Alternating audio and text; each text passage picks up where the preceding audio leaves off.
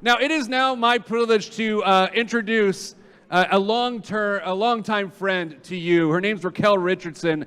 I've known her professionally, personally for a very long time. For what it's worth, back when the Pete the Planner brand started in 2005, she really helped me with it. And she told me the following piece of advice: don't market yourself as young or funny, because eventually you won't be young and not many people will think of you as funny. And boy, was she right. So I would like for her to come to the stage. She is going to share her family's journey with Alzheimer's. And so, Raquel, it is good to see you again. Please give it up for my friend Raquel Richardson.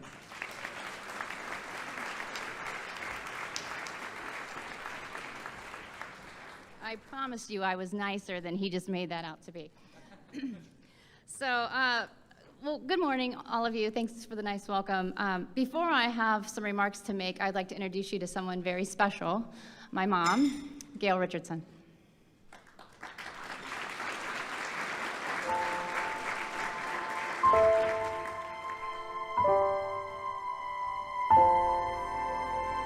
My mom grew up as one of 7 kids in Beattyville, Kentucky.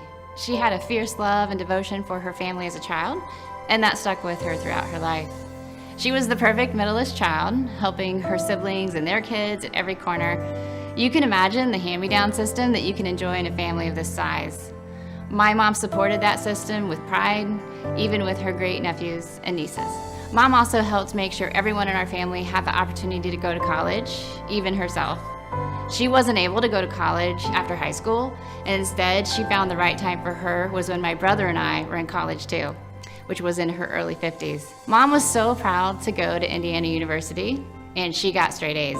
I remember the first year that I was at Butler University, I did not get straight A's. My dad shared that my mom works, she takes care of us, she runs a couple boards, and she goes to school. He looked at me and he said, "You've got one job, you go to school. Do you think maybe you could try a little harder?" My mom was always giving her best. My mom was so busy, it was often hard to get onto her calendar. She had friends across the United States thanks to her 42 years of serving the United States Department of Agriculture through rural development.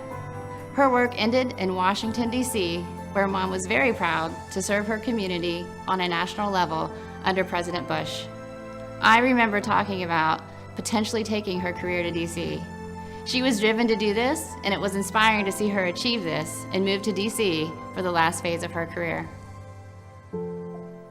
Our family's journey with dementia started with my grandma Ruby, my mom's mom. I have replayed this time often when I think of my mom's journey. I watched as my mom took care of her, helped keep her at home as long as possible, even living with us for a stint.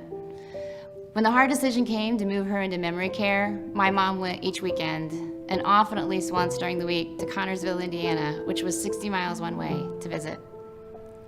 I remember when a doctor told me my mom likely had Alzheimer's. I went to the family doctor visit with my mom so I could get a better pulse on what was happening. I knew my mom wasn't my mom, but I didn't know what to do about it. During this visit, my mom was asked by the doctor if she felt depressed. Instead, my mom looked at me and said, "I feel lost, depressed, and like my life has lost value." I helped her and held her hand and tried to keep myself together, because these were words I had never heard from my mom. She's always been strong, smart, brave. I talked with my mom about her feeling lost and asked if she'd want to try volunteering. She wanted to do that until the time came to leave the house, when she would become afraid. Then she started to quickly lose weight, a symptom I did not know about at the time. And then she began wandering outside on her own. I reached out to the Alzheimer's Association during this time and shared what we were going through. They helped guide me on what I could possibly expect, as well as how to help my mom as she was going through this transition. I found myself needing to call the helpline again. It was a Sunday in a pandemic where it was not ideal to go to an emergency room. My mom had fallen while trying to get out of bed in the middle of the night.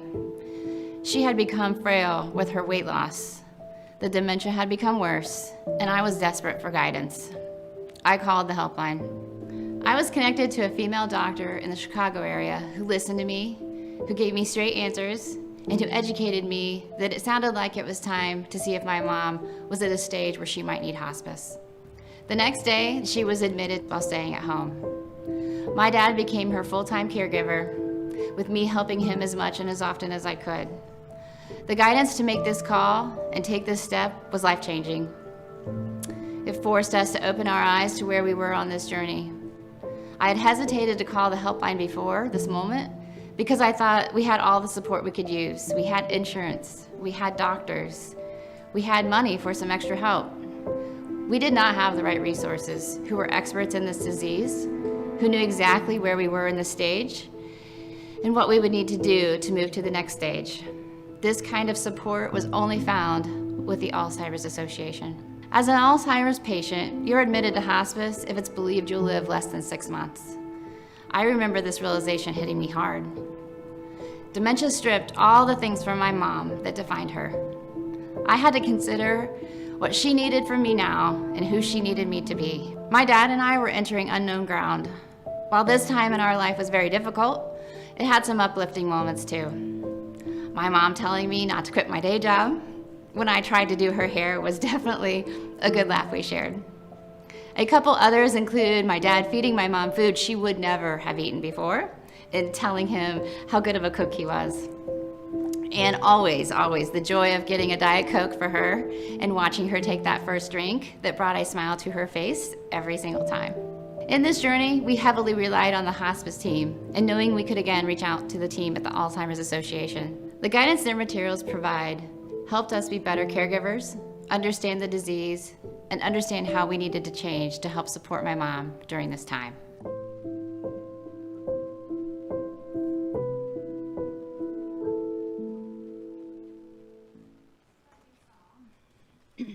And maybe even know yourself, there are many difficult days when Alzheimer's steals your life.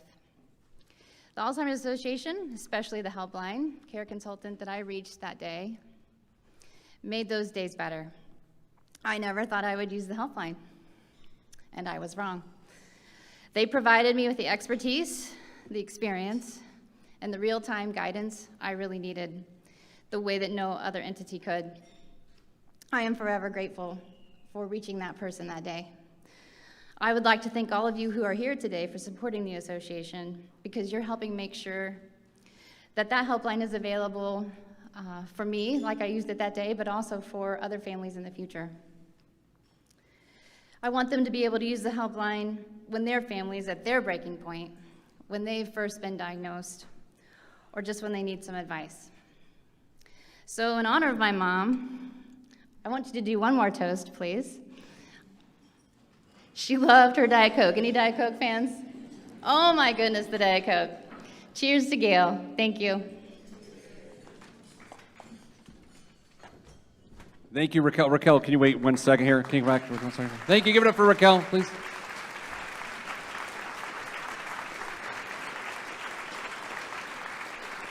A, I want you to experience the applause for sharing your family story. And second of all, there's someone else who remembers the helpline call. And so if you come here for a moment and just look at this monitor, I'd like to just share something with you. Good morning. My name is Sally Lindberg. I serve as a care consultant at the helpline through the Alzheimer's Association. Amazingly, the helpline is available around the clock, 365 days a year for persons living with Alzheimer's disease and related dementias, for friends and families, for caregivers and professionals, for community members across the country. I am grateful to be here. Raquel, many months ago, you took a risk by picking up your phone and dialing the helpline. On the other end of the phone, I had a very special opportunity to collaborate with you about your mom's care. I am very thankful to have been a part of your mom's journey.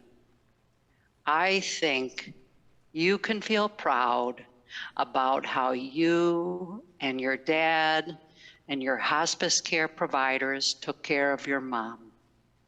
On behalf of my colleagues at the helpline, I want to wish you and your dad and your loved ones our sincere condolences. I know it can be hard to say goodbye. Your mom's life has been an extraordinary one, full of love, family, friends, and community, and full of opportunity, persistence, adventure, and contribution. So in celebration of your wonderful mom, Gail Richardson, I want to raise my can of Diet Coke and say, I will remember.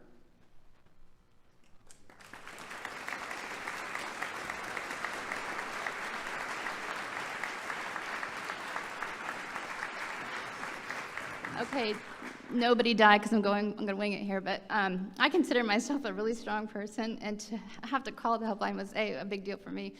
But number two, I will never forget her voice and what she did for me. It is a really big deal. Thank you. And so for Raquel sharing her story, we have a bottle of Diet Coke on it that says, in loving memory of Gail Richardson. So thank you, Raquel.